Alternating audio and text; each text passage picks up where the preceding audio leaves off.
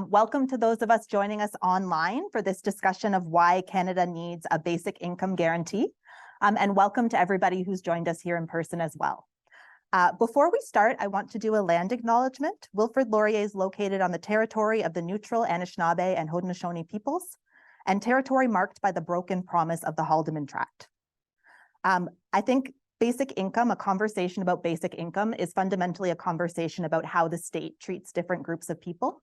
And so I think when we think about Canada as a settler colonial state that's often disenfranchised and harmed Indigenous peoples, I think that's a piece of the conversation about basic income as well. I'm so pleased to be here today for this panel discussion. I actually cannot imagine three people who together know more about basic income in Canada than the three folks we have joining us here today. Before I introduce them, I do have a few thank yous. A huge thank you to Basic Income Waterloo Region for their support, and just folks here from Basic Income Waterloo, feel free to wave your hand for their support in organizing this event. A huge thank you to the Laurier Centre for the Study of Canada as well for their support in organizing, as well as the Political Science Department here at Wilfrid Laurier and the Liz Pop Research Centre. So now I'll introduce our speakers and I'll introduce myself. I'm Laura Pinn. I'm an assistant professor in the Political Science Department at Wilfrid Laurier, and I'll be moderating today. Here with me, I have James Janeiro, who is a public policy and advocacy expert and pertinent to our purpose today. From 2014 to 2018, he served as Ontario Premier Kathleen Wynne's social policy advisor, overseeing a number of initiatives, including the Ontario Basic Income Pilot. Joining us also today, we have Rob Rayner, the opposite end of the table, the Reeve of Tay Valley Township, a rural municipality about an hour west of Ottawa, former executive director of Canada Without Poverty, and a passionate advocate for a basic income guarantee. And finally, we have Sheila Regar, who is a founding member of Basic Income Canada Network and its chairperson since 2014. Sheila has 29 years of experience in the federal public service and has co-authored a book, Basic Income, Some Policy Options for Canada. So please join me in welcoming our panelists to Laurier today.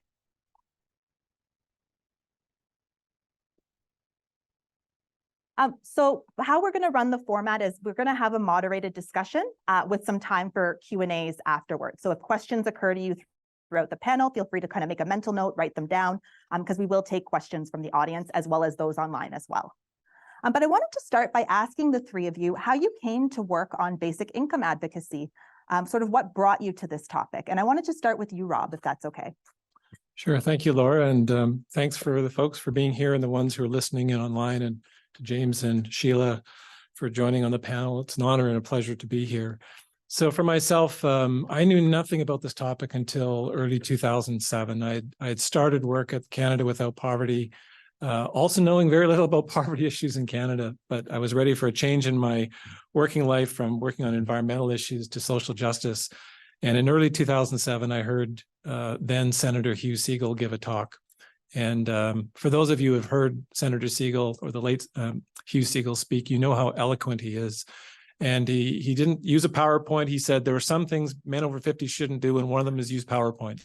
So he was a great speaker, and I heard him a number of times talk about basic income, and it just so resonated with me from the get-go. It made so much sense to me that ensuring a floor of income so people can have a more reliable and secure future just made so much sense. So that's how I initially came to learn about it, and it just resonated with me so strongly, and that's only continued in the subsequent years. And the more I learn about this too, the deeper I get into the rationale and the benefits and all the rest of it, it just increases the conviction. Thanks. Sheila, do you want to jump in? Sure. Hello, everybody. It's great to be here. I used to live just down the road. I don't recognize anything. It was a long time ago. I have so many origin stories. It was hard to pick. And the one I want to tell you about, I hope it's not going to be a downer, because there's a positive and a negative side to this. So I've been involved in the movement. I've been involved working on income security issues and gender equality and unpaid work and all of those things as part of my career. But also during that period of time, I did something that only in hindsight I realized sort of looked like a basic income. When I was a young single parent, I was employed but getting nowhere. It was recessionary times, and I decided that I needed to go back to school if I was going to get anywhere in life.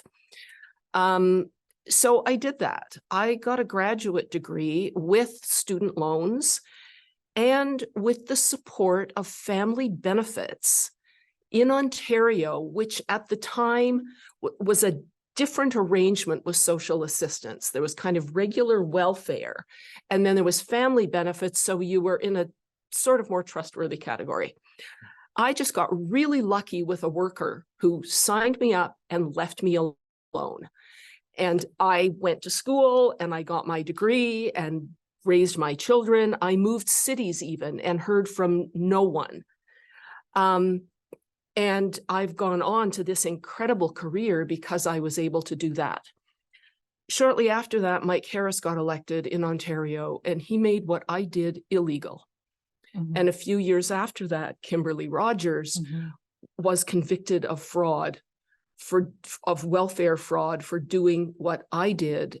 And she ended up, I mean, more than penniless. I mean, they cut her off of everything. She was under house arrest.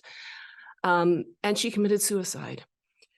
She was expecting, so that's 2 deaths. It just like that kind of thing just shouldn't have to happen in this country. So it's a story. And since then, I've met all kinds of women who were in my situation, and hardly anybody really knows about us. But you know, that support and that ability to have options and to do those things is just incredible. And that's what everybody needs. Thanks for that, Sheila. And I just will say that I know the story of Kimberly Rogers, and it's one that I use when I teach social policy. It's such a frustrating and exasperating and terrible story of the way that people can fall through the cracks. Yeah. Thank you for sharing that, Sheila. Actually, didn't know that about you, and we've known each other a long time.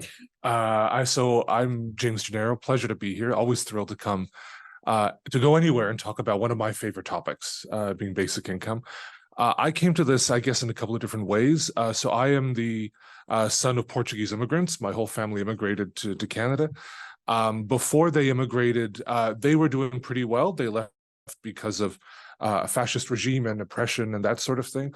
But every generation prior to them had lived in the most abject poverty imaginable in the tiny islands in the middle of the Atlantic that are part of Portugal. So deep in my family is a fairly recent memory of absolute poverty with no help, which turned into my grandparents having this sort of, I think what Canadian history scholars call Christian socialism view of Canada, that there's a responsibility for those of us who can to step up and help out others who can't. So they imbued that in me very strongly. And being a righteous young liberal, I joined the Liberal Party and I got involved in political stuff and in different ways and shapes from high school onward.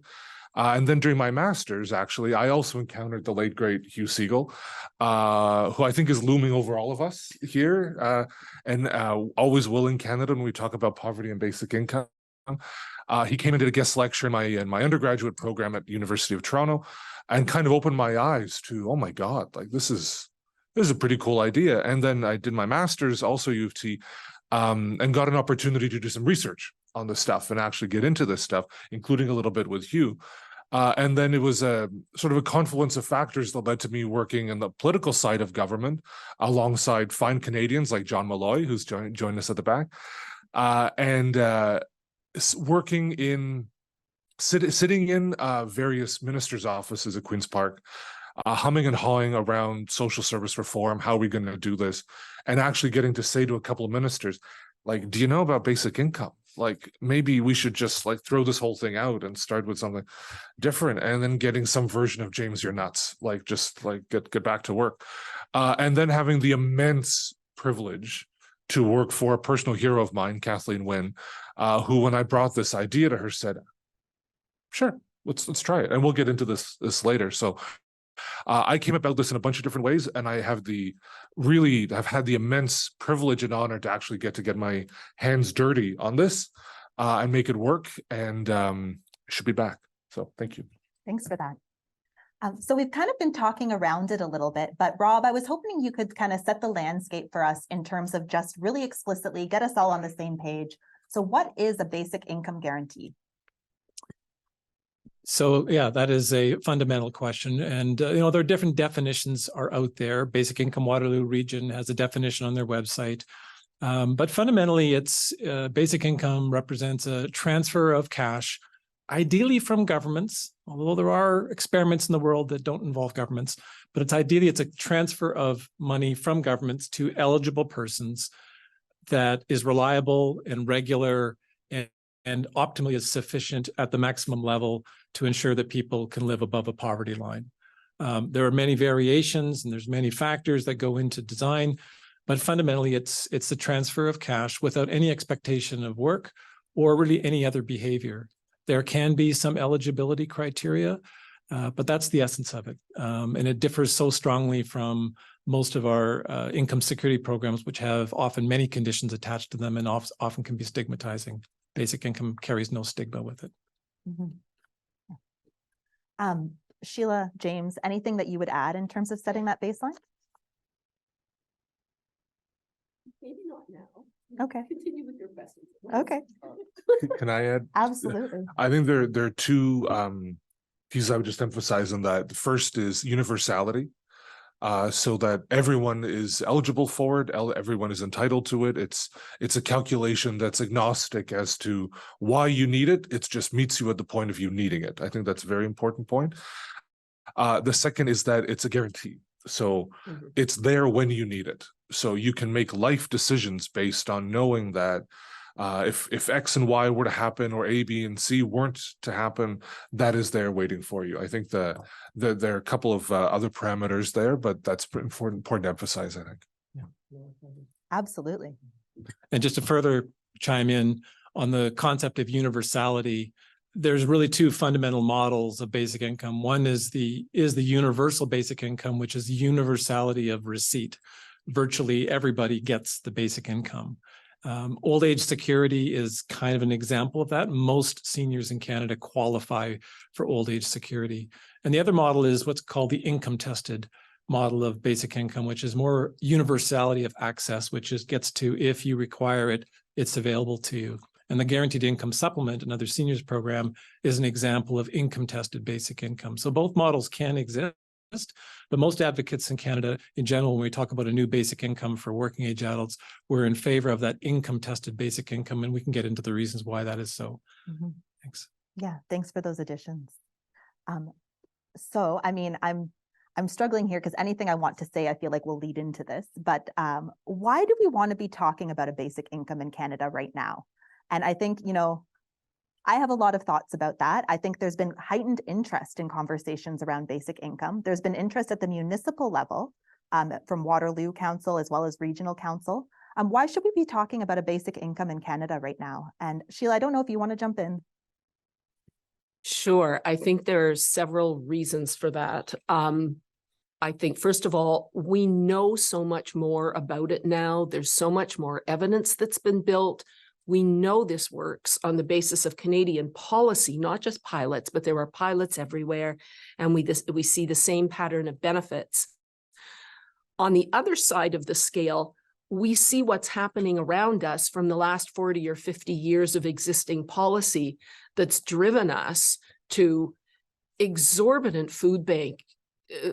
growth in food bank use, homelessness, anxiety is through the roof, mental health and addictions. All of these things, in one way or another, are related to income insecurity. And without that foundation that people have underneath them, it's really difficult to solve any of these other crises that we have in life. In health, in crime, car theft is going through the roof in Toronto, for example. All of those things are because people are becoming more and more desperate and things are getting hard. This didn't happen overnight. This is decades of policies that have failed. And the point about basic income is we know it works. And as Premier Wynne said to the Senate committee, we've tried everything else. It doesn't work. That's why we need to do this. now, yesterday, tomorrow. Like it's urgent. Yeah, I don't know if the sign still exists in Ottawa, but over one of the shelters, there used to be a sign saying "Serving the Homeless since 1906." And it used to drive me crazy when I would see that sign. I mean, it's great that people have been caring since 1906 and of course beforehand, but really the fact that we have so much vulnerability and so many people in need represents really a failure of public policy more than anything else. And that's one of the profound learnings that I took away from my 6 years being immersed in poverty issues in Canada, just how much of this is structural. Conditions in our economy and in our tax system, in our social fabric, in our core beliefs and all the rest of it that lead to creating more risk than ought to be there. And, there are so many pathways into poverty and can be relatively fewer pathways out of poverty. Vulnerability, the inherent vulnerability all of us have. When we do the anti-poverty work, we meet people constantly who either are vulnerable now or were vulnerable in the past. And it's really easy for people to think that they're never going to fall into that state. But I remember meeting a woman once in Montreal who once was wealthy. She once had 2 Mercedes in her driveway, but she fell into poverty through a cascade of circumstances beyond her control.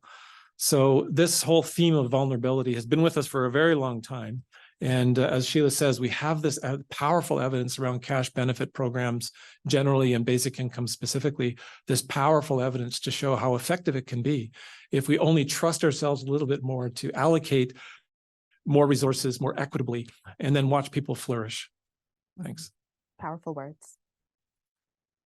I think we're living through a very strange time around the world, and it looks different in different parts of the world. But here in Canada, I think we're still seeing the aftershocks really of the financial crisis a while ago, the deindustrialization that was happening before that, accelerated economic transformation after that, and then throw into there the chaos of COVID that we all just lived through, and the the morning after economic effects of basically putting the Canadian economy into a coma so that we could all get through this and come out the other side.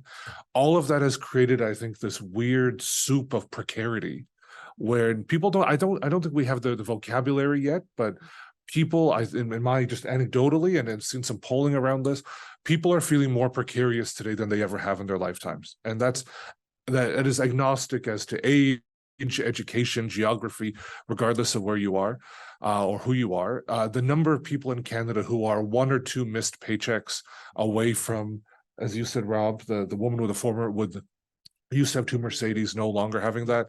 The number of people who are that close to the line is at record highs. Last I saw is like 50% of Canadians would feel an economic impact if they had to spend like an extra $400 a month in a crisis. Like people are living closer to the edge and experiencing that edge in a way that we haven't really seen in a very long time. And the other thing is why, I think, Laura, to your particular question about why now, I think because we've also just lived an experience of having a basic income, right? Like we had the CERB, the CURB, however hard or soft you pronounce the C. We just lived through the Canada Emergency Response Benefit that, in my humble opinion, was a critical part of the COVID response that contributed significantly to our overall success as a country.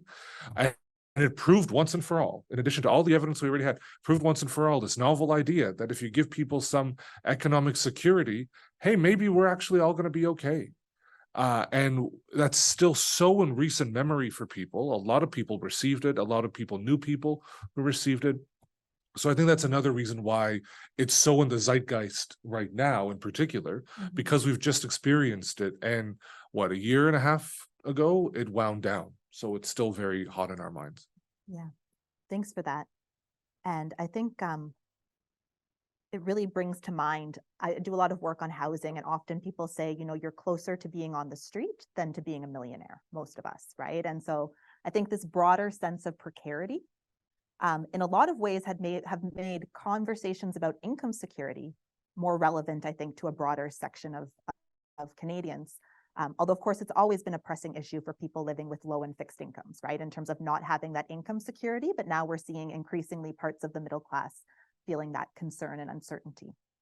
I want to jump into a few more details, and this is something that's near and dear to my heart as someone who also works with a lot of folks who are social assistance recipients, and sort of seeing the way that those systems work and some of the holes in those systems which you could drive a dump truck through, I think. How is a basic income program different than something like Ontario Works or the Ontario Disability Support Program, which are two of the key income support programs for working age adults in Ontario? And Sheila, I don't know if you want to start.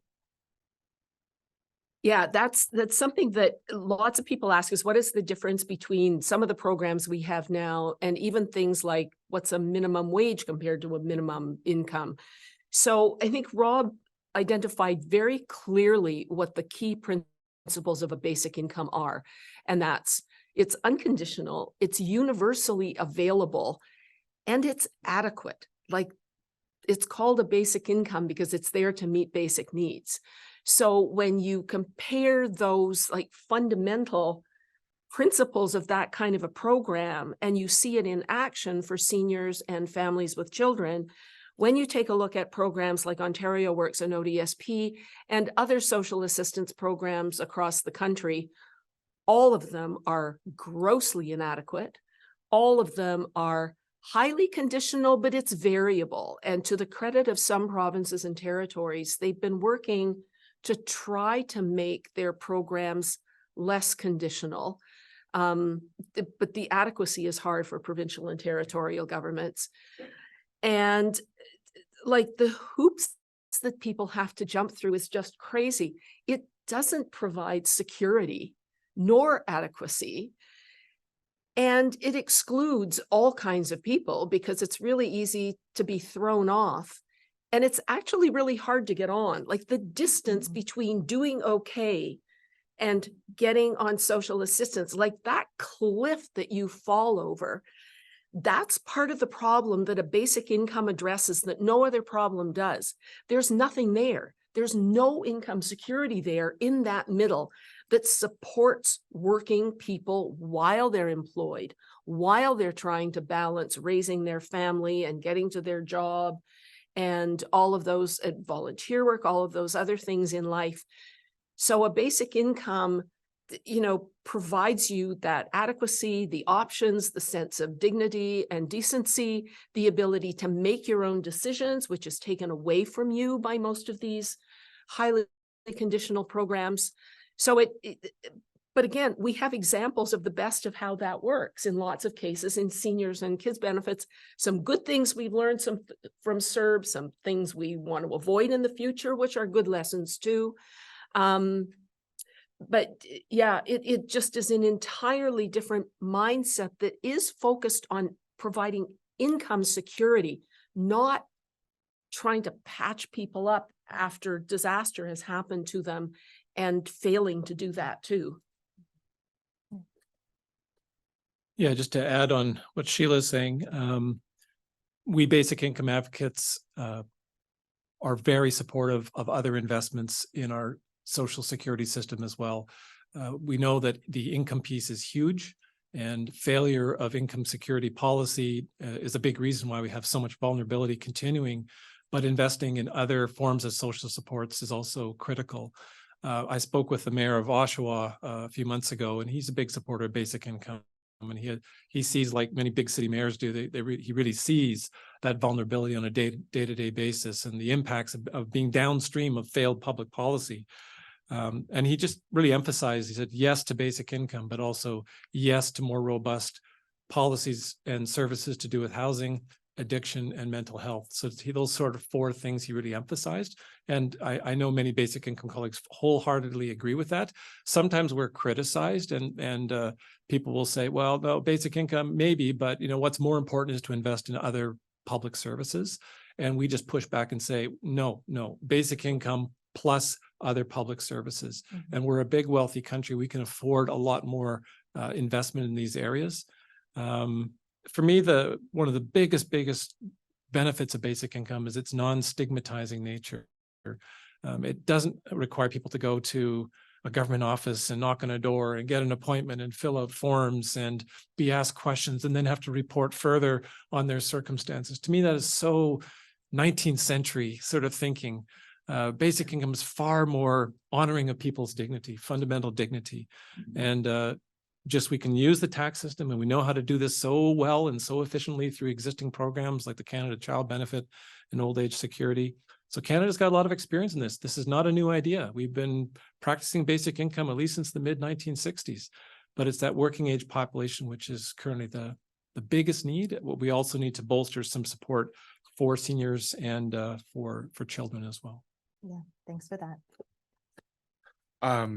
So I had the immense privilege to work for a couple ministers of community and social services before working for Premier Wynne. Unfortunately, not John Malloy in his capacity as the minister. But one of those ministers used to always say, James, social assistance is supposed to be a trampoline to help you kind of bounce back, but it's turned into a spider web that catches you.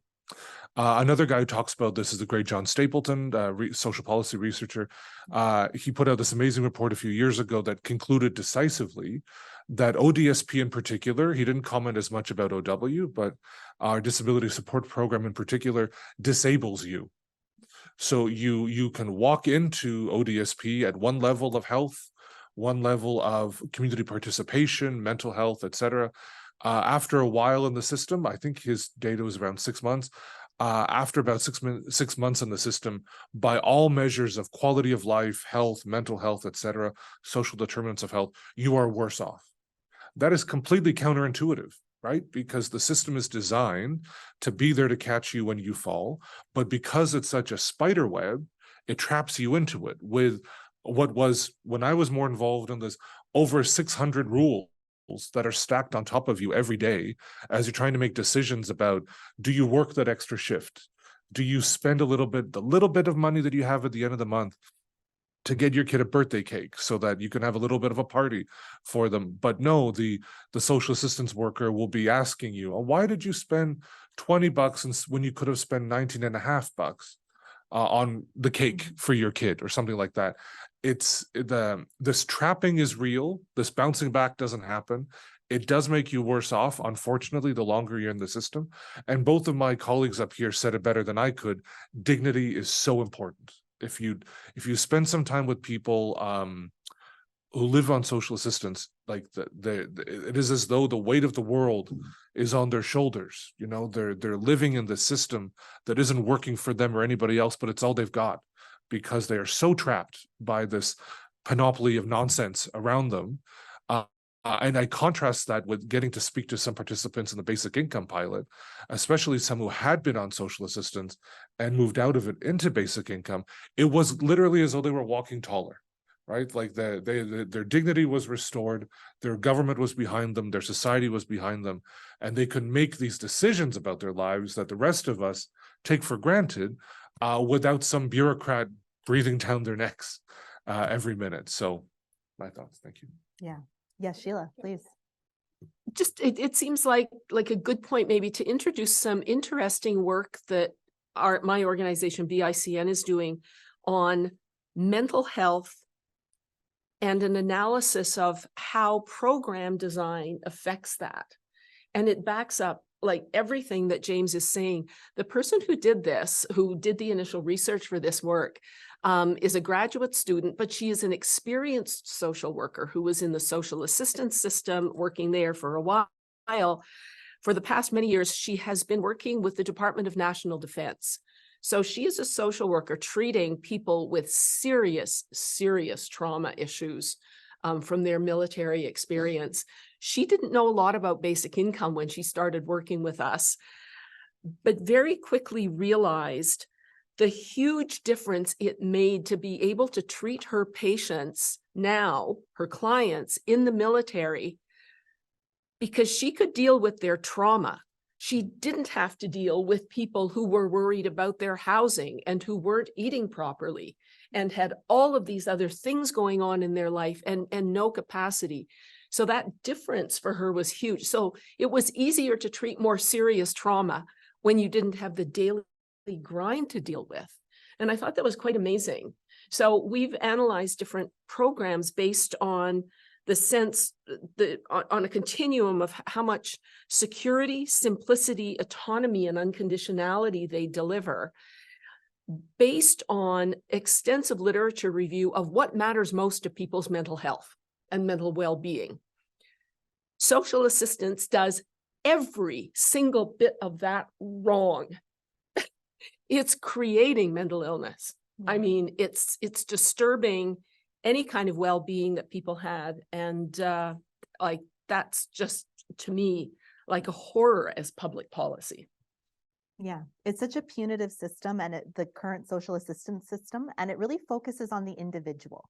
The individual's done something wrong, and that's why they're here. That's why they're receiving social assistance.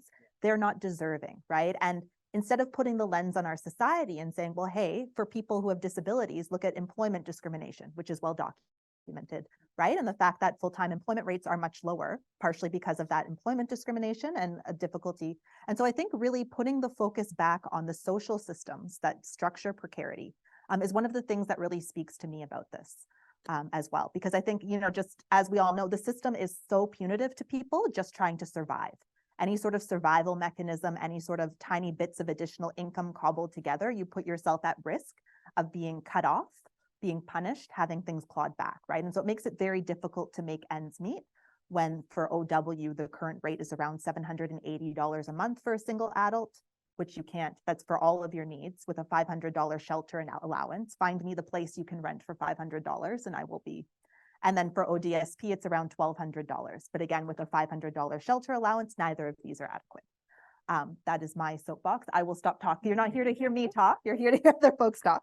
And I actually want to segue into the Ontario pilot. I think this is a great time to talk about it. Some folks in the audience might know that in 2016, the Ontario government initiated a pilot program where a basic income was implemented in 3 communities across Ontario, including my hometown of Hamilton, Ontario. James, I know you were deeply involved in conceptualizing that pilot on the government side. And Rob and Sheila, I know you were present in particular ways as advocates as well. Can you give us a bit of an overview of the pilot, James? I will resist my urge to talk about this for 3 hours because I want to and I feel like I can, but I'll give you some of the highlights. So basically this came about because Premier Wynne said, we got to figure out something better. You know, what we're doing with social assistance isn't working. Premier Wynne have an attitude and an aptitude and a penchant for good new approaches to social policy. So let's throw our hats over the fence and see if we can figure this out. And then she said, James, go figure it out. So it became my job, and it was my baby. This was my pride and joy for the time that I got to work on it. We knew a couple of things going into this. We knew we didn't have unlimited money. We also knew we didn't have unlimited time because Ontario is a democracy. Eventually there would be an election. The gods might change and things might be different. So the clock was ticking on getting this done right. We also knew, or we made an assumption that we would have one shot. If we got this wrong, then basic income would be dead in Ontario for a while. So we needed good buy-in, both from the Sheilas of the world, but also from the academy, from the policy thinkers, from different governments, municipalities, et cetera. We knew we really had to get this right up front, or else we could be doing a disservice ultimately to what we're trying to do here. So we settled with the help of, again, the late, great Hugh Segal, on a particular model that he helped us design. If you want to know more about the intricacies of it, his white paper that he produced for us called A Better Way, it's online. It's an excellent read. I've got a signed copy of it at home that I got bound for him to sign for me. And it was more or less like this. We decided that the amount for basic income should be very close to the minimum wage, full-time minimum wage at the time. Because one of the things we wanted to make sure that we had baked into the thinking of this is disproving once and for all that there was a labor market effect because of basic income, that people would elect to work less or to not work because of basic income. So we knew that after the fact, we would have to be able to say that we were comparing this to a sort of proxy for full-time minimum wage, which theoretically is the bare minimum full-time job that somebody can have. So that was one part of it. The other part of it is we wanted to test poverty reduction. Does this actually reduce people's day-to-day experience of poverty? In order to do that, we had to create a system that would welcome people into the pilot who had no contact with the system at all, people who were just low income, working less or not working, but also people who are already in social assistance. That presented a whole other series of challenges because of the spider web that I talked about a moment ago. People afraid of losing their health benefits, afraid of losing their training benefits, et cetera, and all the other stuff. So we had to create a system where if you walked into the pilot with all that stuff, you would hold on to that for the duration of the pilot. And because we had to set a time limit, in this case of 3 years, you would be welcomed back into social assistance quickly, if necessary, at the end of the pilot. It took a long time to come up with the model. The annual income was, I think, just shy of 17,000 a year is what we landed on, with a supplement of $500 a month if you're a person with a disability. We went through many iterations of how to structure this, but that's what we landed on. We landed on the 3 communities that you said, Laura, Hamilton, Thunder Bay, and Lindsay.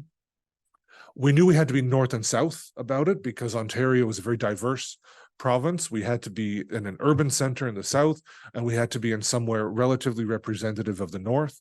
That's how we landed up with Hamilton and Thunder Bay. And then we also decided to do a Mincome-esque approach, like we saw in Dauphin, Manitoba, to do a saturation site where we pick a community where everybody in the community would be eligible, so that we could also test the community effects of this being a part of people's lives. And that's how we came up with Lindsay. We had a bunch of criteria of how we would choose the sites. First and foremost was a willing host. We didn't want to force this on a municipality that didn't want this in their backyard, and we found some willing hosts. But we also, with Hugh's advice and his good wisdom, sought out communities that were as close as possible representative of the broader Ontario picture. So we factored out as many automatic stabilizers as we could, like big universities, prisons, federal employment, stuff like that. And we also tried to find places that represented a changing labor market where people on the ground were experiencing the kind of changes that we knew were coming and had come already and were just accelerating. So we ended up with this model: 3 sites, $1,700 a month, $500 additional if disability, these social assistance protections, a rigorous academic review process attached to it as well. And we had a couple of hiccups up front on getting people enrolled in the program because we made the mistake of letting the academics decide how the intake would go, which I'm sorry to say, Laura, resulted in a 20-page questionnaire up front to get really good baseline data. I understood the logic behind it, but particularly if you're already living on the margins and somebody walks up to you and says, "Hi, Sheila, here's a 20-page form I need you to fill out to make this work." So we pulled a lot of that out. And once we did that, uptake skyrocketed. Like literally in 1 month, we were fully enrolled in the program once we figured that out. We also changed our approach up front to actually literally meet people where they are. So instead of necessarily just putting ads in the local newspapers or in social media, et cetera, we had volunteers and T-shirts that said, "Ask me about basic income," with clipboards at the food banks, at the community centers, at the libraries, at the mummy drop-in groups, that sort of thing, to recruit people, again, quite literally where they were.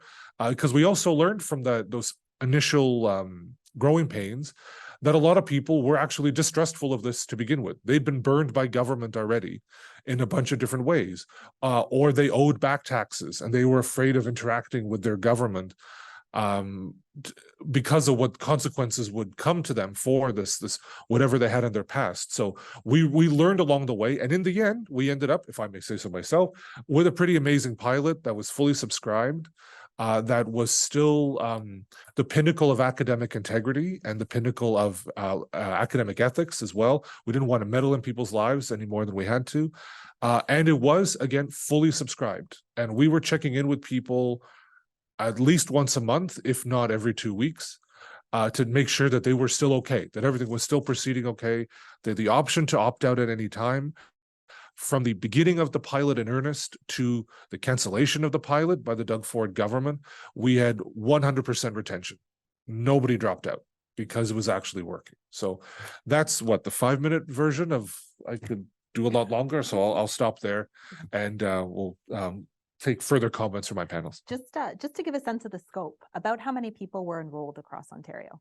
Just to give folks Yeah. a sense of the scope and the magnitude of this. So it was 4,000 people. 4,000. It was 1,000 in Hamilton, 1,000 in Thunder Bay, and 2,000 in Lindsay. You can ask yourself, why was it so much bigger in the smallest of the catchment areas? That's because that was our saturation site. By our math, 2,000 people was approximately how many people would be eligible for a pilot based on the income criteria and other things. So we sized it at about 2,000. I think in the end, it ended up being maybe 2,100 or something there just to catch everybody. But it was, we budgeted for 4,000, and we had just over 4,000 in the program on the day that it got canceled. Thank you. Rob? I want to ask James a question, and this is my first time meeting James too. And when the pilot was running and I kept seeing this name, James Janeiro, I thought, I want to be James Janeiro. He's got the best job. My question, James, is do you know how many municipalities expressed interest in being a host site? Lots did, in particular, smaller, closer to rural municipalities. Who were seeing their economic winds shift for one reason or another. So we got a lot of interest. There are 444 municipalities in Ontario. I think we got letters of expression from about 100. And we had a couple of municipalities actually take the extraordinary step of arrange a meeting with me to make a pitch to be part of it, which was a lot of fun. And I got a little bit of grief later for not accepting those applications in the end in our decision making. But there was really broad municipal buy-in in this. And if I'll just add one more thing, if that's okay.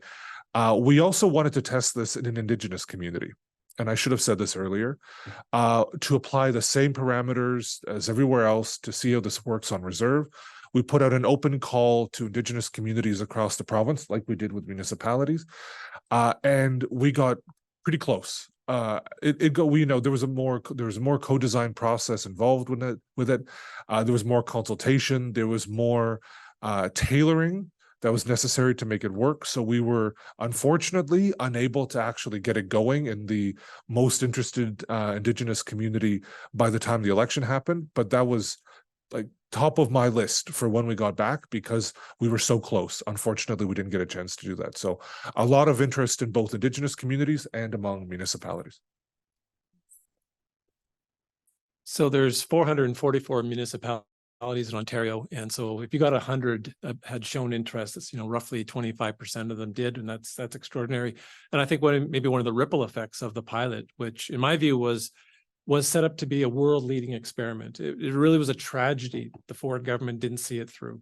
Tragedy for the participants, tragedy for the creators, tragedy for Hugh Siegel, who never got to see the fruits of that project. I really think had it continued to its end, it would have been incredibly revealing, but it already has been incredibly revealing. And I think some people can speak to this much better than I can, and I'm sure you can too, James and Sheila, about the qualitative difference the pilot was making for the participants in the 15 months that it ran.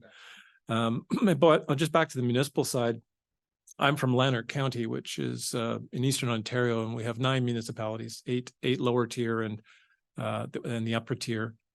And I just recently learned, I think 2 of them had expressed interest in being one of the project sites, and one of them is Smiths Falls, which is our most impoverished community. It's about 20% of the population lives below the poverty line. And it's a community that's long been struggling economically. And the mayor there is very, very passionate about basic income. And he may have become that in the process of his own community expressing the interest to run the pilot. So my point is, I think there were these ancillary benefits that did ripple out, even though, of course, many municipalities weren't able to actually directly participate. So kudos on you and your team for putting it together. It was a huge achievement. Yeah. Maybe that's a great segue into talking about some of what we learned through the pilot. Like, what were the benefits for folks who were able to be enrolled in the pilot program in terms of the recipients? Because I know there was quite a bit of academic research, some of it coming out of a team at McMaster University. some of it coming from elsewhere, sort of looking at, okay, well, how was this? We've got this, theoretical sense of, and we know all of the limitations of the current social assistance system and the stresses of working with low income. So how did this actually play out in people's lives? Sheila, do you want to? So I'll start. Our contribution was less academic, but it was real. So at the point where cancellation happened, the research team got raided essentially. And all of the information was withdrawn and then not available. And they were just about to do, I believe, the follow-up to the baseline survey, which that would have been amazing. Basic Income Canada Network and the Ontario Basic Income Network, with the help of Jolie Scheidler-Benz at the time, who I might have been with Oisey, don't quote me on that. Anyway, she said, we need to do something. So we somehow ended up, because of advocacy work that we were doing, we ended up to be the organization with an actual database and we got responses to our survey from about 10% of that population. And we asked them about things we wanted to know, what were your circumstances going in? What kind of income did you get? Because one of the myths about this is that everybody gets the same amount of money. And, some people were only getting $200 or $300 a month, but talked about the security of that and knowing that they could meet an emergency or they could save, that sort of thing. But I won't go into any detail, but we see the same pattern that comes out again and again and again in pilots and in programs, where you see better health, better education, more job opportunities, our entrepreneurship rates amongst our respondents was quite astounding. The biggest thing I think that shocked even us, though, we were expecting good results, we were expecting to see good things happen, was the reduction in mental health problems and distress. Physical health as well, but the mental health, it was fast and it was quite dramatic. People reported seriously reducing medications or going off of medications entirely, being able to take some time to get themselves healthy and then get back into the workforce. The speed at which it happened was, it was astounding even to us. Yeah, please. Yeah. One of the hands down most interesting parts of my years in government was that period between the pilot getting going and us losing the election in the summer 2018, and in part because every day, literally every day, I was getting calls or emails from some group in one of the 3 pilot sites saying, oh my God, we've got something we need to tell you. There's something really cool happening that we need to tell you. And a few of them really stick out in my mind. This is less academic, but certainly kind of reported from people on the ground doing the kind of work that I'll mention in a second, seeing this stuff every day. So the first was, I remember getting a delegation from a bunch of doctors in Hamilton who walked into my office and said, James, you're not going to believe this. We're already seeing a reduction in the number of diabetes diagnoses in Hamilton. They were astonished by this. They said, there's no science to back this up, because diabetes doesn't kind of come or go in 6 months. But they said that for one reason or another, they were seeing a dramatic reduction in the number of people who were turning up with a new diabetes diagnosis in their doctor's offices, enough that they thought there might be something going on here and they wanted to talk about it. So that was one. Another is, I remember talking to the Lindsay Food Bank, where they came into my office and said, James, we're actually considering shutting down, because demand for the food bank has plummeted so dramatically in Lindsay, and we think we can better meet demand by having small community food programs in local neighborhoods rather than the big infrastructure that had been big, it's a small town, but the relatively big infrastructure that had been set up to support distribution of food to low-income people. They were actually considering shutting down for want of clients. And I remember that because earlier that week I had seen this headline in the Toronto Star saying that food bank usage in Ontario was actually going down. For the first time in a very long time, food bank usage was going down. And I ripped it out And I walked into my colleague's office, who's the bean counter, the money man, and I said, see, I told you this was going to happen. So all of my, quasi-socialist spending I've been doing for the last 4 years is finally working. But that's a story for another time.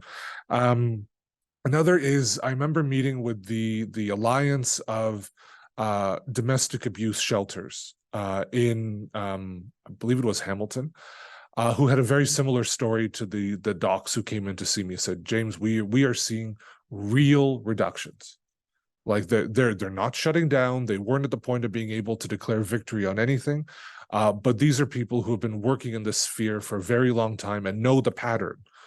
After the holidays is one, when there's a lot of bad stuff that happens, or when school closes for a little while for March break and stuff like that. And they were in my office saying, we are here today to tell you that we are noticing enough of a pattern that we think something is going on, and we have no other explanation than the fact that a lot of these people who would normally be crossing our threshold are impacted by your basic income pilot. So that was another one. One that really stuck out in my mind was, and this is very anecdotal, so forgive me, but I remember being in Hamilton with Premier Wynne at some unrelated event that had nothing to do with basic income. But we were just walking down the street, going to some event with her OPP detail, etc. And if you were in Ontario at the time, you probably remember that we were not the most popular government by the end. So I had developed a sort of sixth sense for when somebody was going to yell at me or the premier about something when we're walking down the street. And I remember just walking to this event, and this lady walks up to us, and I'm thinking, okay, like this could be bad, but I'm just going to see what happens here. And this woman comes up to the premier and says, Premier, I have to say, I'm in your basic income pilot. And for the first time in my life, I was able to buy myself a new winter coat. I've never in my life had a new winter coat. And here I am today on this very cold, whatever day, in my new winter coat. And by the way, I also was able to fix my car, which made it possible for me to get a better job. And I've enrolled my kid in swimming lessons at the community center. And this woman, I'm getting a little verklempt just remembering this, said this was all possible because she was part of the pilot. So unfortunately, it didn't go on long enough to see those effects in the data. But when you hear those stories firsthand from people, you never forget that. And I'm confident that had this gone on for the 3 years that it should have gone on for, we would see each and every one of those metrics and more reflected in hard academic data. Thanks for that. It's reminding me of in Hamilton, there was a research group that did a report on the impacts, and the title of the report was Human Again. And I think it just, speaking to a lot of the ways in which, for people who participated in the pilot program, it was humanizing, where they'd been dehumanized by a system for so long. Yeah. One of my favorite examples is stories of people who were underweight who got to gain weight, people who needed to lose weight did. And one woman who used part of her money to go get a gym membership, which some might consider frivolous, I don't know. It helped her with her health and her weight, but she also gained a social network. Yeah. And that's something that a lot of people living in low income don't have. Yeah. Thanks for that. So as has been alluded to, and for those that don't know, the pilot program was initially planned to last 3 years, but it was canceled a little bit more than a year in after an election and a change in government, where the newly elected government decided not to continue the pilot. And I certainly remember conversations from different parties during the election about what would happen to the pilot. And then, of course, the progressive conservative government decided to discontinue it. I'm wondering if there's any learnings we can take from sort of this cancellation in terms of just thinking about how we advocate for and embed these sorts of programs and policy changes. I'm going to be a bit less polite. Okay. Than that. So in the dying months of the Wynne government, I think it was the Toronto Star again, secured a black and white commitment from all the political parties that if they were elected, the pilot would continue. Black and white, and I interpreted that as a solemn promise from potential leaders of their province to the people in the pilot that, you know, we've got your backs, don't worry. Even if we may disagree with this ideologically, at the time the NDP had their reservations and the Conservatives had their reservations, they basically said, even though we disagree with this in different ideological reasons, we will see this through to the end. That didn't happen. In my mind, this is very much the original sin of this government. This is a broken promise that immediately impacted 4,000 very vulnerable people and all the people in their lives. I lose my words when I talk about this, because if you weren't going to do it, why did you promise it in the first place? Because people made decisions based on the fact that they were going to be in this for 3 years. So that woman that I spoke to buying the winter coat, would she have dropped the money into her car, or would she have enrolled her kid in a class, or would she have bought herself what she probably considered a little bit of a luxury if she knew that this was only going to last another couple of months instead of the 3 months that she had been promised? All these people we heard about who upgraded their apartments, who actually got better living conditions, but were paying more in rent, would they have done that knowing that they were about to be cut off and they would be right back to their previous level of income that they were living with prior to COVID, prior to the pilot, but with a more expensive rent check every month, right? They probably wouldn't have made those decisions. So I find myself at a loss for, even though I always find the words eventually, at a loss for words for how you can, having been in politics and worked in politics, how you can be okay with this, right? You make a very clear black and white promise and then it disappears. Now, stepping off my soapbox for a second, with the benefit of hindsight, I guess the only thing I can think of is, had we done this through legislation, this might have been a bit harder to cancel. So if I were to go back in time and talk to a younger, slimmer James working in that office those years ago, I would probably say spend the political capital, spend the time in the legislature to embed this in provincial law. Laws are still changeable. No parliament is bound by a previous parliament in our system, but at least make it a little bit harder to cancel if somebody were to do that, if some government were ever to do that. But also, at the end of the day, elections have consequences. You know, the people of Ontario made a decision.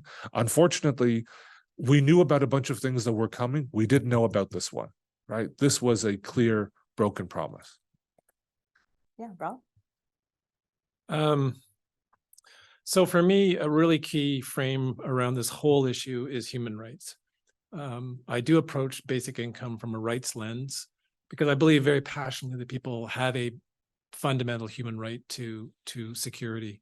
And that is articulated in the Universal Declaration of Human Rights, particularly Article 25, which talks about how everyone has the right to a standard of living that's adequate for their health of themselves and their family.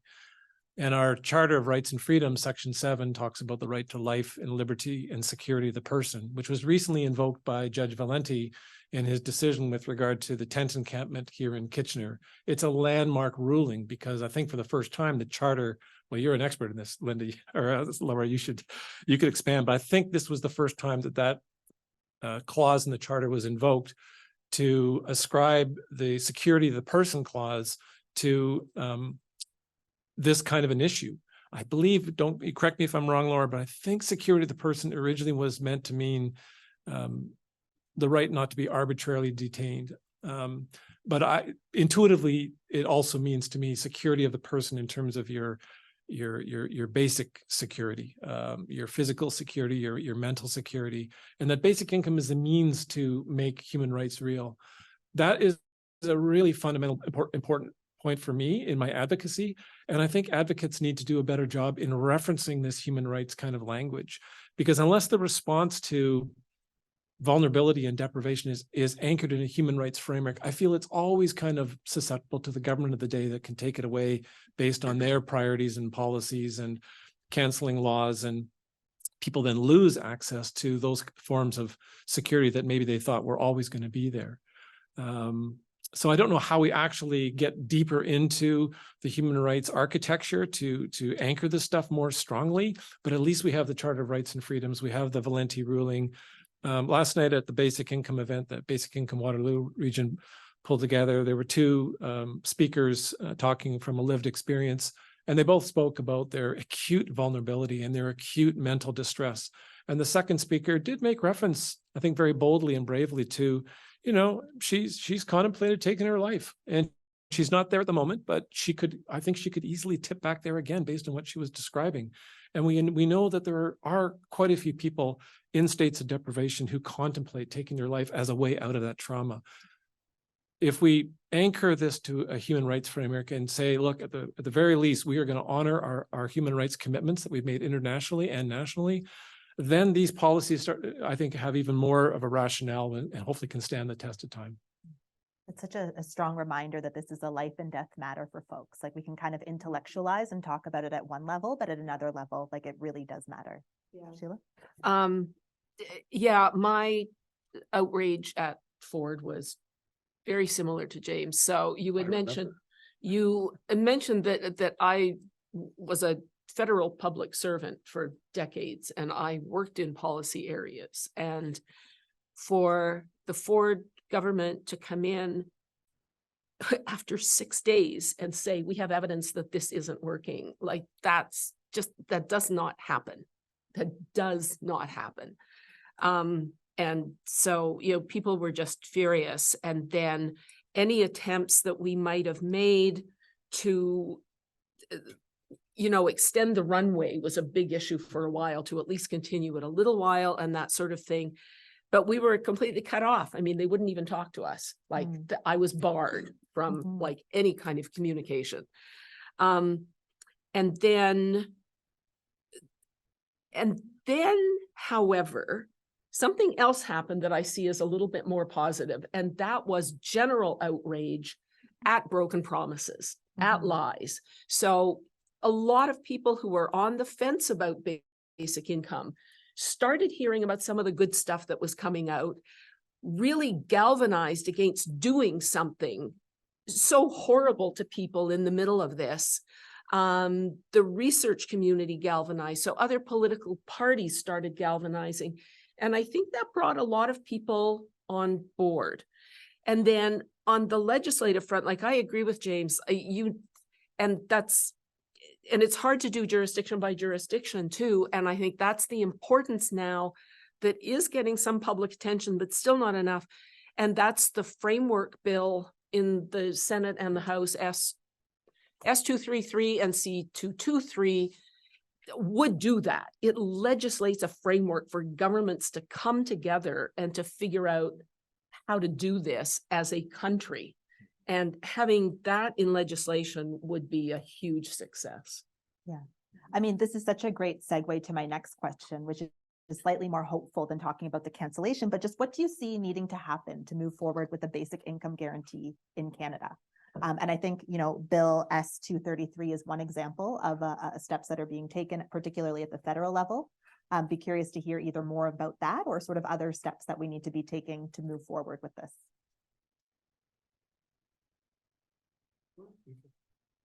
I was just turning my microphone off, but that's okay. You're all so polite. We're Canadian. Yeah, we're Canadian. It's a curse.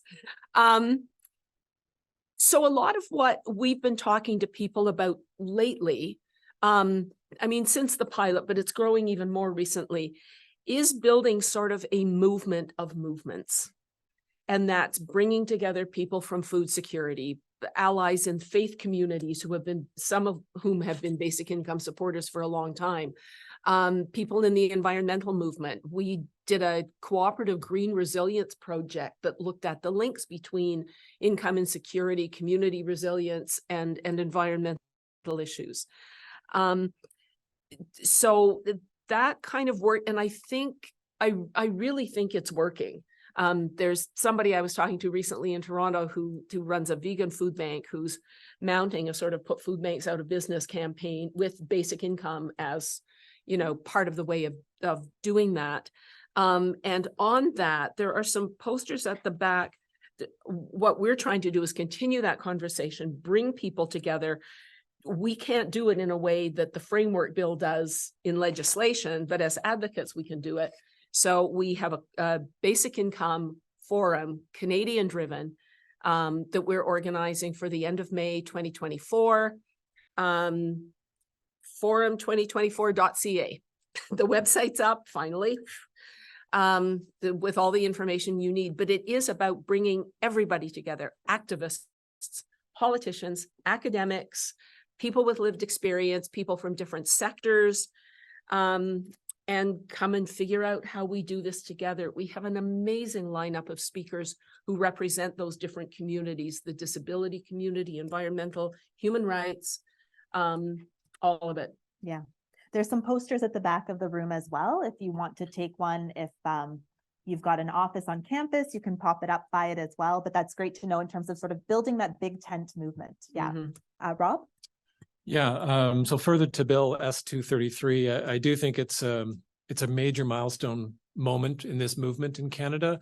We've been talking about basic income since the early 1970s with the Senate report on poverty, otherwise known as the Kroll report, which its #1 recommendation was for a guaranteed annual income or a basic income. So we've been talking about this for a long time, but comparatively recently, in the last couple of years, these two bills that got traction on Parliament Hill, but now particularly Bill S233, which is championed by Senator Kim Pate, and she was on CBC National Radio yesterday for an hour with a cross-country phone-in program. So it was huge exposure for that bill and for this cause. And many groups have been advocating to their municipalities, and a shout out to Waterloo, the city of Waterloo, and the regional municipality of Waterloo, and the city of Guelph, and the city of Hamilton have all recently passed resolutions in support of basic income. And I find it hard to believe that senior governments, the province and the federal government, wouldn't be taking some notice that, oh, we're hearing from Waterloo and Hamilton and North Bay and Victoria and St. John's and Halifax and Fredericton and Moncton and St. John, New Brunswick have all passed resolutions, and many more municipalities, both recently and in past years. And groups like public health associations and the United Church of Canada are adding their voice, and some Indigenous voices are also coming to the forefront. So a movement is definitely happening. I think this is a more live time on this issue than I think I can recall in the years I've been involved. So the time is great. And if you have connections with politicians, be they municipal, provincial, or federal, please lean on those to continue to express your support.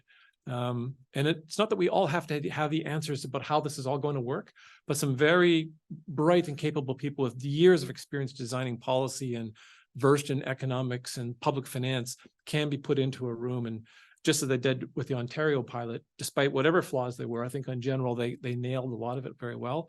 I think the same can be done for a basic income guarantee for working age adults, and to make improvements both for seniors and with the Canada Child Benefit. Thanks. Yeah, we are living through a moment of this, which is fantastic, and in large part it's because of the work that Sheila and her colleagues are doing, and that Rob and his municipal colleagues are doing to keep this issue on the agenda. The other thing is, I don't think we would be living this now had the pilot not happened, because I think one of the legacies of the pilot, as short-lived as it was, is that it is now table stakes in Ontario for a political party to have a view on basic income, and that has started to trickle up to the feds as well. So we've had a couple federal elections since the pilot got canceled, and in every federal election since then, at some point, the leaders are asked bluntly, "What do you think of basic income?" I don't think that would have happened 10 years ago, right? So I think the political needle is moving on this. My bias is always towards politics and the intersection of public policy and politics. So I think we do not get the public policy outcomes we want, in particular, in this case, a proper basic income, without the political climate being favorable to it and political pressure being applied. I think that's starting to happen. One, fairly small example is we're currently here in Ontario, the Ontario Liberal Party is in the process of choosing its leader. There are 4 candidates for leader. All 4 have committed to, at the very least, bringing back the basic income pilot. That kind of consensus, even within one political party, wouldn't have been possible without this kind of stuff that we're seeing every day, but also because of the spark that was lit, I think, in Ontario with our pilot. So the task of all of us is to take that ember that's turning into a fire and turn it into a roaring fire everywhere and really get this thing going. Thanks for that. I think it's incredible to see such federal leadership at this point, in part because social policy has also often been seen as in a provincial purview, but really the federal government does have the fiscal capacity and the mechanisms for bilateral agreements, I think, to make a significant change if they chose to.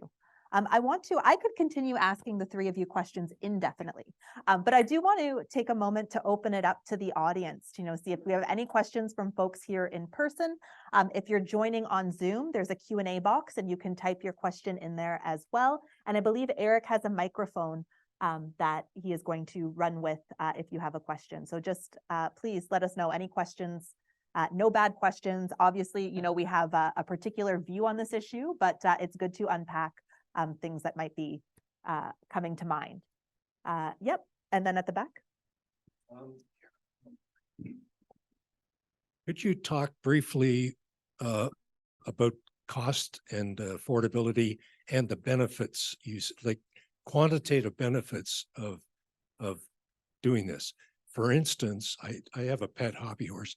Like I've got to believe that we can get rid of all kinds of myriad stupid government programs that somebody up there thinks are worthwhile, and yet they're not doing the job. So can you chat about that for a second? Yeah, that's a great question. It's also echoed by Dawn in the Q&A online as well. So I think, it's one we didn't get to. So yeah. So the thing about cost that confuses people is, first, you have to know what model you're talking about. So Rob talked about that. Whenever people who are opposed to a basic income do a lot of scaremongering, and they come out with things like, this is going to cost $600 billion a year. That's a model, and we have made it work, but you have to change the tax system fundamentally to do it. But that's not what we're talking about in Canada. We're talking about an income-tested model, and we know how to do that. So then the cost depends on how much the benefit is and what the reduction rate is like, which means how slowly or quickly your benefit gets reduced as you have other sources of income.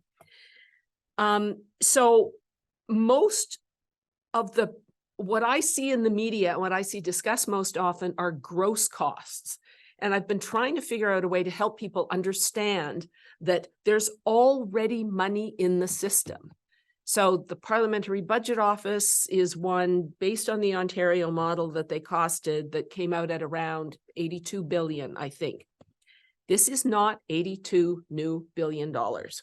So like imagine, my own personal experience recently. So imagine you've got internet service and you're paying, I don't know, $100 a month for this, but it's really clunky and you have to call Rogers all the time because it keeps breaking down and you can't watch when you want to.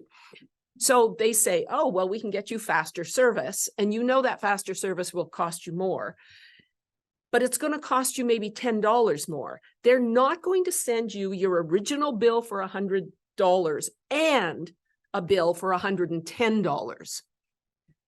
The net new cost is only $10. So that's what we're talking about. We have to figure out where the money is in the system that we redesign. And to your point, we've got tons of myriad little programs. We've got like little tax benefits all over the place. We've got a ton of tax benefits that are realistically only available to people in very, very high income brackets. We've got social assistance income that gets folded into a basic income. We've got GST credits. So one of the other really neat things about doing a basic income, especially at a national level, is that you really simplify and streamline all of this stuff. It makes it more comprehensible to people. You know what you're getting and why. And you avoid the administration of a whole lot of this other stuff that is just confusing to people. So the cost is real. I mean, it will cost money, and don't believe anybody who talks about doing this by deficit funding, because we're not going to do that either. Canada is a wealthy country. There is money in the system, and we just need to design it and allocate our resources better. I think that, I keep hearing Canada's a wealthy country, but are Canadians willing to pay more in taxes? And I can guarantee you, there's an awful lot of people out there that don't want to pay any more in taxes. Yeah, so again, that depends very much on design. The design, we at the Basic Income Canada Network, the design that we like, that we develop. I mean, we know there are lots of options, and we didn't deal with all of the parameters, but in our modeling, everybody up right into the middle deciles is going to benefit a little bit. And the only people who are really going to pay a little bit more are going to be those, really in the higher income brackets who, aren't even going to miss it. And why do we want to continue giving them a lot of the tax breaks that they're benefiting from? Do you have some of these figures online that we can look at? Yeah. So that one is on the Basic Income Canada Network website, which is basicincomecanada.org. And it's called Policy Options. It's option 1 that we're recommending. And then the other thing I think it's important to realize, and others of Rob and James have spoken about this, and that's downstream costs.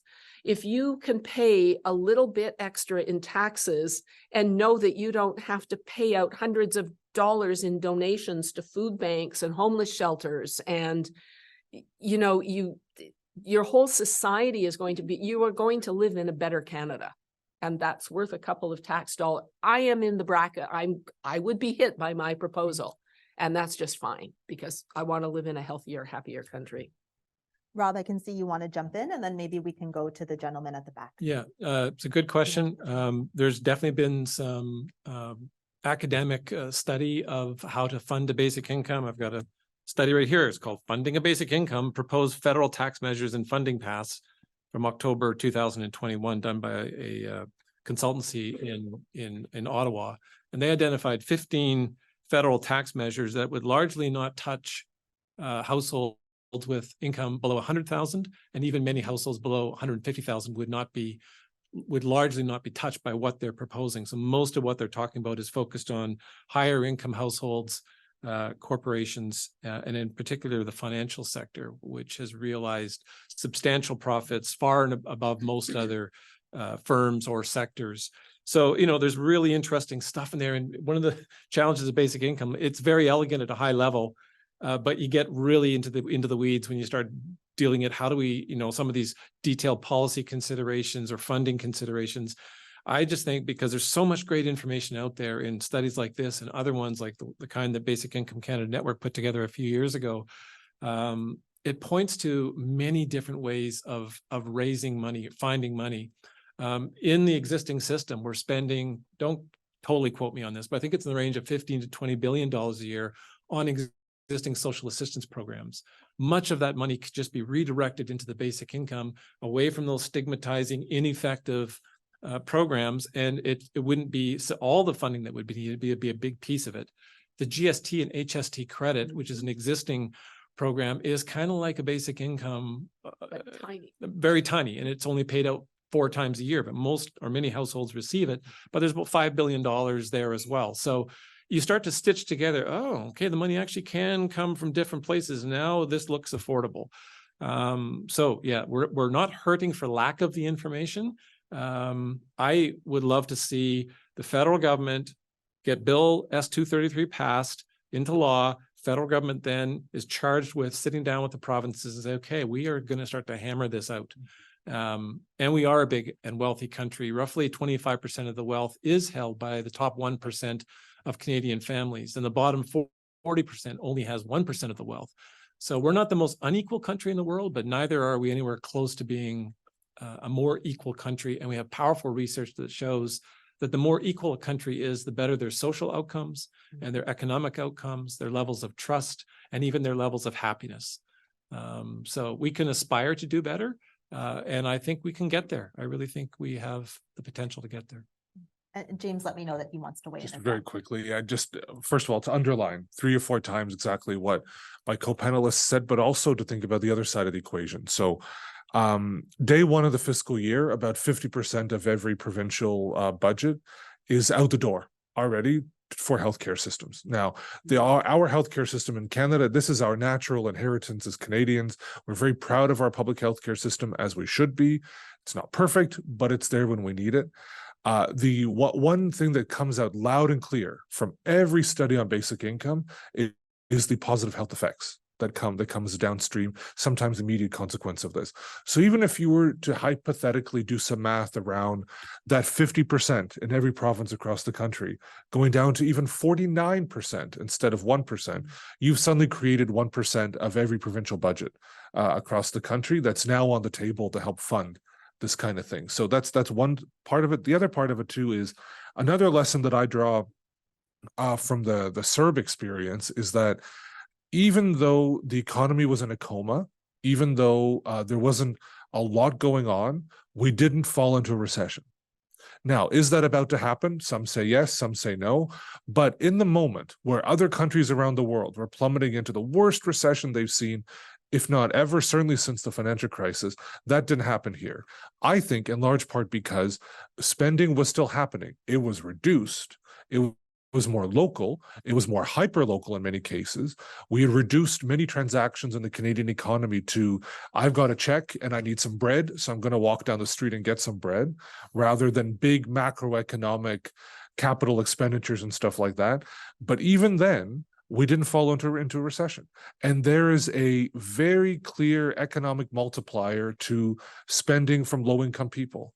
Because when low-income people get money, they're not squirreling it away in the Cayman Islands or buying another yacht. They're spending it. Like, they're buying bread. They're paying their rent, which has a local, like, cyclical economic impact where everybody is better off. So you need to think about the cost. Absolutely. You know, we'd be foolish not to.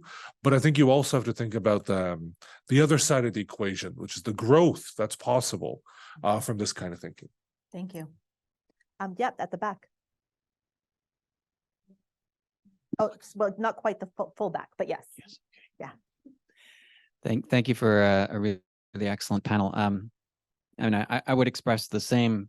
I'm glad that the first question addressed these cost issues, not because I myself have concerns about that, but I think that when we talk about something specific like basic income, we need to remember that in Canada overall, we have really lost consensus about paying for public goods.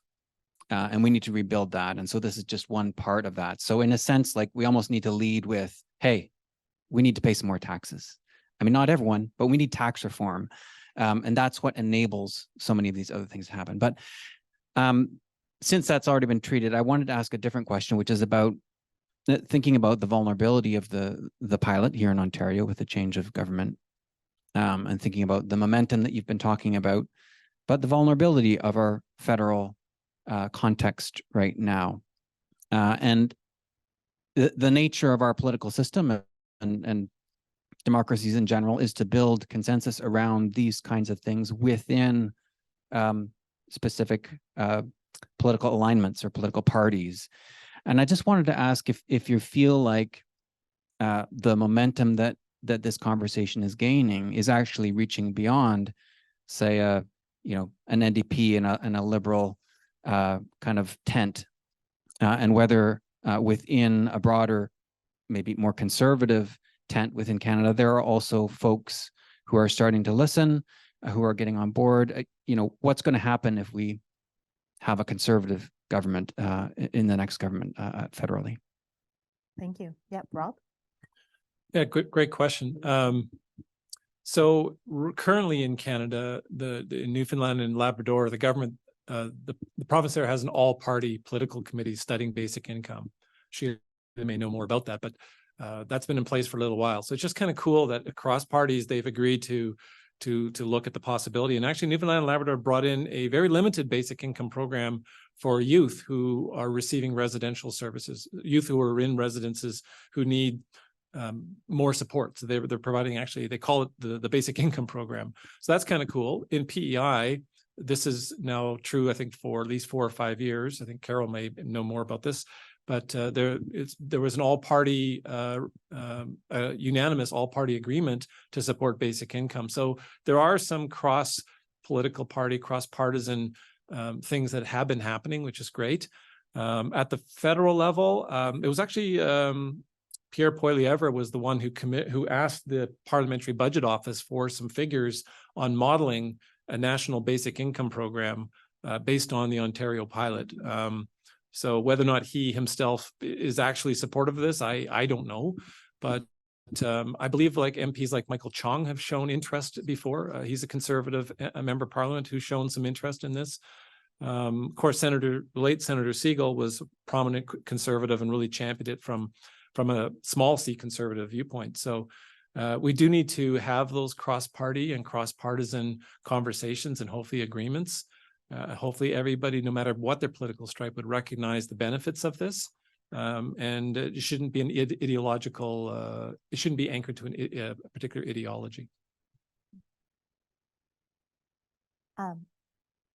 Go ahead.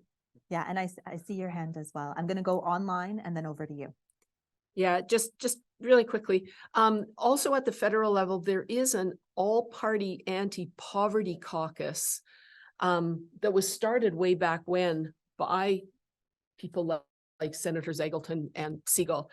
And it kind of went into a lull for a while, and now it's grown. And there are a lot more people in that caucus across parties.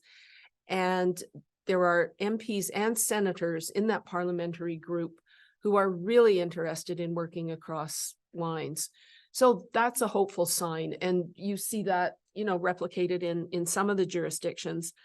There are Conservatives like Hugh did a lot of work behind the scenes that nobody really knows about. But, one of the ones that stunned me, that I had heard rumors that John Tory, a former Toronto mayor, was a basic income supporter, and I actually got him to tell me that. So there are Conservatives there. I think we really, really are going to miss Hugh in that space, though, because he was the real, credibility on that side of things. Young Conservatives generally are quite supportive.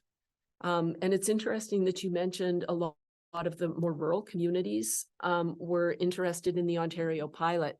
Like, I think there's something there for everyone if you just understand what is in it for you and not get worried about the other things that you tend to worry about. And if I'll just quickly add, I do a lot of political stuff. I'm a political hack by nature. So I think about this a lot.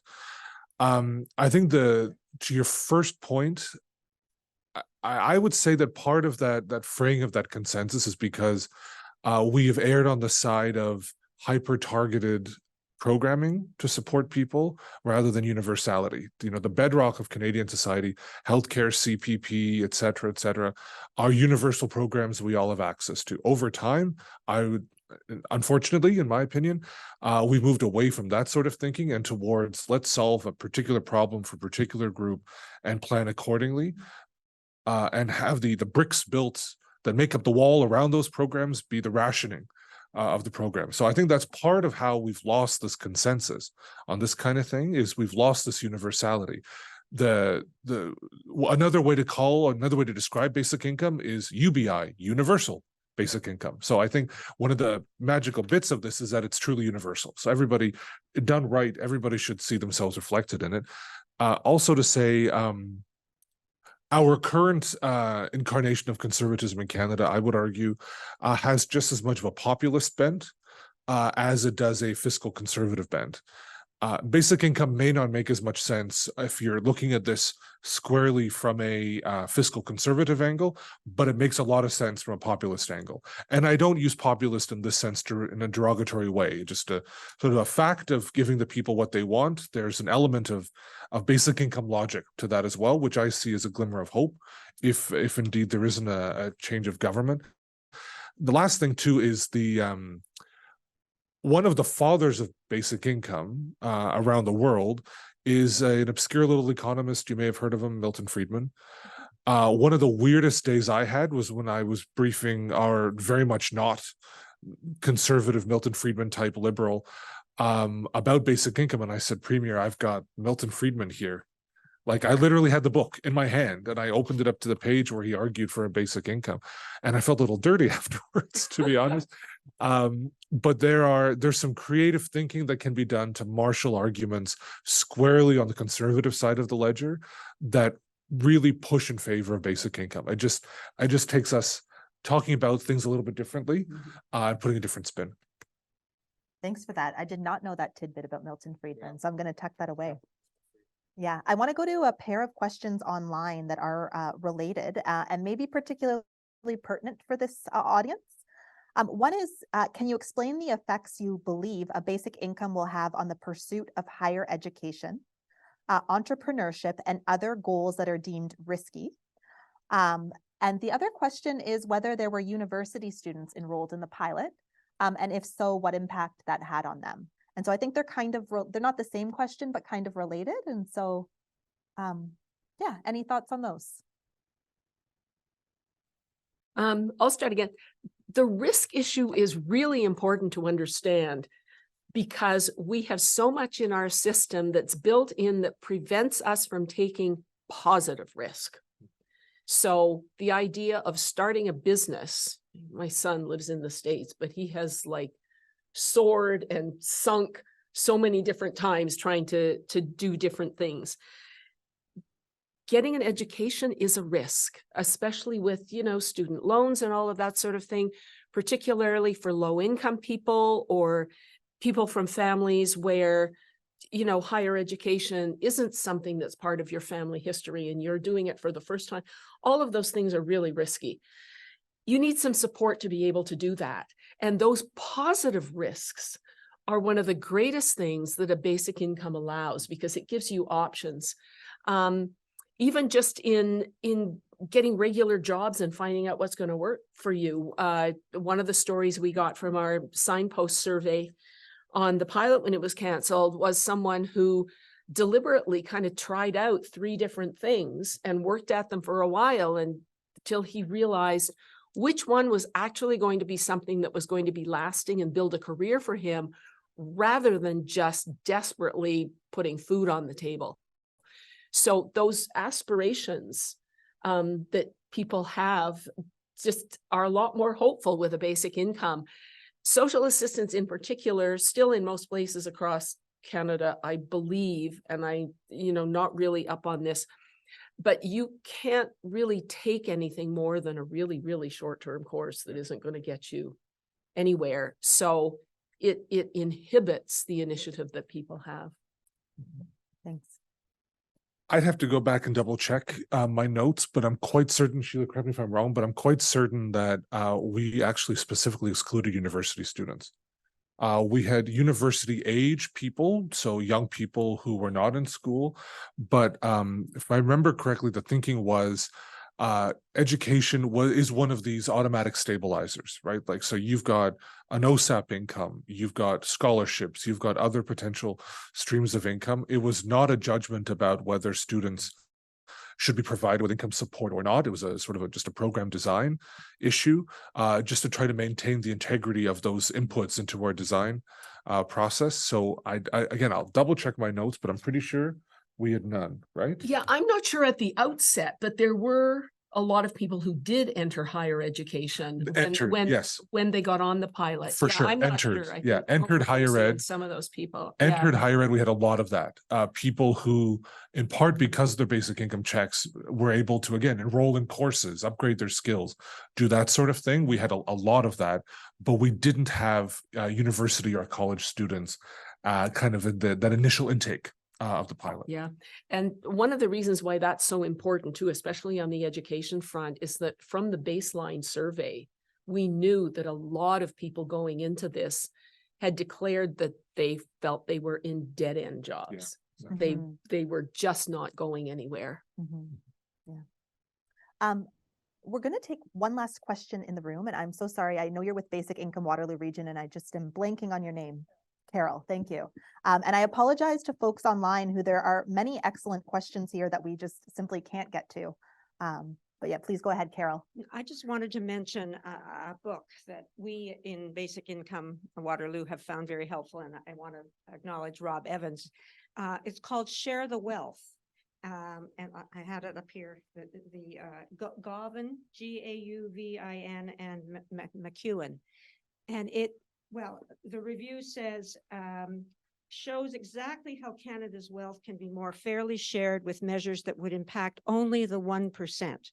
A wealth tax, higher taxes on the highest incomes, higher taxes on large corporations, and higher taxes on big profits coming from capital gains. So I just wanted to mention that as something that people might find useful. Thanks for that suggestion. Does anyone have any comments on that? Thanks for that, Carol. I think that's really important because that's another one of those drivers I think that's helping support a basic income is that taste for taxing the wealthy is growing as well. Maybe I'll just put another book recommendation on the table if that's okay. Hugh Siegel's last book, Bootstraps Need Boots. Excellent book. It came out, I think, just before COVID, right? If I remember correctly. Yeah, I think it was literally in January, February 2020. Excellent book, really good primer on the thinking behind basic income in Canada, Hugh's personal experience in it, and also the best write-up I've seen so far of the Ontario pilot. So far, better to come, I'm sure. But certainly pick this up in finer bookstores everywhere. Yes, Rob. Um, And then Sheila. I didn't. Everyone's got their book. Plug it. Well, I didn't bring the book. I should have because it's in my car. But Evelyn Forget's book, Basic Income for All Canadians, is a very, very accessible, authoritative overview of what basic income is, how it can work.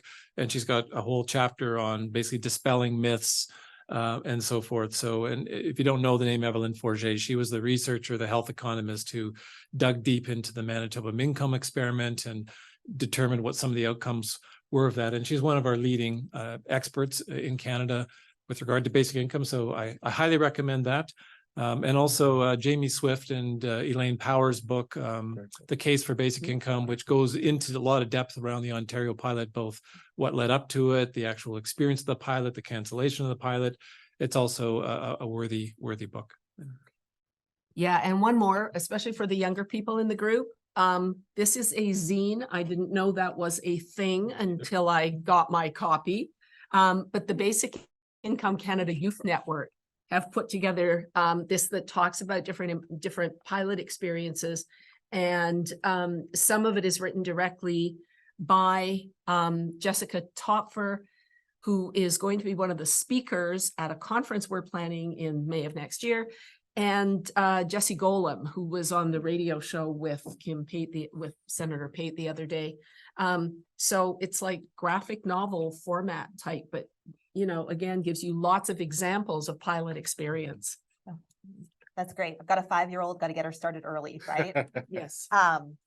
Yeah, unfortunately, that's all the time we have for questions, but I'm feeling really energized by this conversation. Just so many possibilities, so many recommendations for stuff to read. Please join me in thanking the panelists for being here today.